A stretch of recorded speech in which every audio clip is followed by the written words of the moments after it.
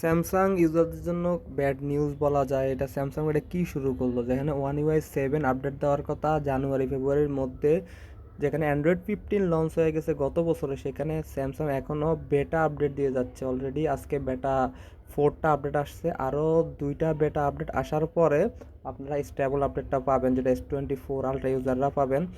তারপরে stable update আসবে, তার মানে আরও 2 মাস, মানে ভাবা যায় তো অ্যান্ড্রয়েড 16 তো চলেই আসবে।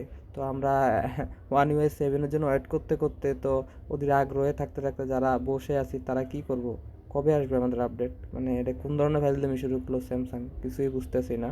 আজকে মানে যেখানে স্টেবল আপডেট আসার কথা আরও আগে, এখন বেটা আপডেট দিতেছে এখনও, মানে আরও 2টা বেটা আপডেট বাকি আছে।